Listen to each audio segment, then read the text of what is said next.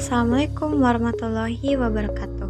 Perkenalkan, saya Sri Wahyuni dengan NIM 220505501012 dari Prodi Pendidikan Bahasa dan Sastra Daerah, Fakultas Bahasa dan Sastra Universitas Negeri Makassar. Nah, pada kesempatan kali ini saya akan berbagi sedikit materi mengenai jangan tertipu, kenali ciri-ciri hoaks dan cara melawannya. Mungkin teman-teman ada yang bertanya, apa sih itu hoaks? Jadi, hoaks secara sederhana adalah informasi bohong atau palsu yang sengaja disebar untuk menipu atau menyesatkan orang lain. Dalam Kamus Besar Bahasa Indonesia, hoaks diartikan sebagai berita bohong. Nah, ciri-ciri berita hoaks yang pertama, judul yang sensasional dan provokatif. Judul berita hoaks seringkali dibuat untuk menarik perhatian dan membangkitkan emosi. Judul tersebut seringkali tidak akurat dan hanya bertujuan untuk membuat orang mengklik dan membaca berita tersebut. Yang kedua, tidak ada sumber yang jelas. Jadi, berita hoaks seringkali tidak memiliki sumber yang jelas atau dapat dipercaya. Yang ketiga, bahasa yang emosional. Berita hoaks seringkali menggunakan bahasa yang emosional dan bertujuan untuk membangkitkan emosi pembaca. Yang keempat, informasi yang tidak akurat. Berita hoaks seringkali mengandung informasi yang tidak akurat atau bahkan palsu. Informasi tersebut seringkali tidak dapat diverifikasi dan tidak sesuai dengan fakta. Yang terakhir, menggunakan gambar atau video yang palsu.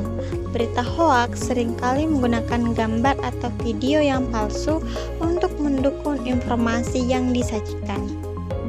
Adapun dampak negatif dari berita hoaks, yang pertama, menimbulkan keresahan dan kepanikan di masyarakat.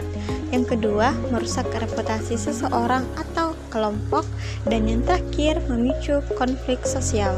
Adapun cara untuk terhindar dari berita hoaks, yang pertama, verifikasi sumber.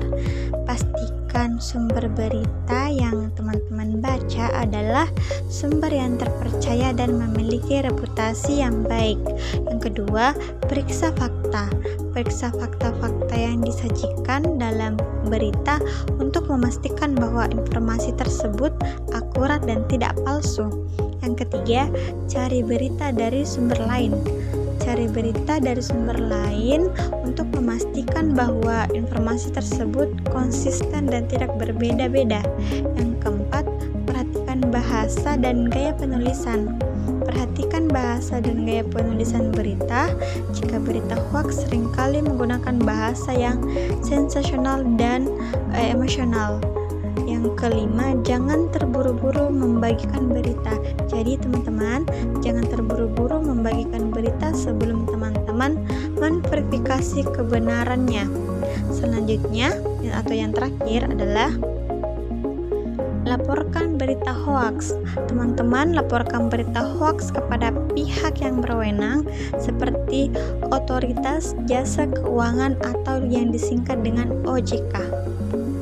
Nah, teman-teman, itu sedikit materi dari saya. Saya harap teman-teman bisa bijak lagi dalam membaca sebuah berita agar terhindar dari berita hoaks.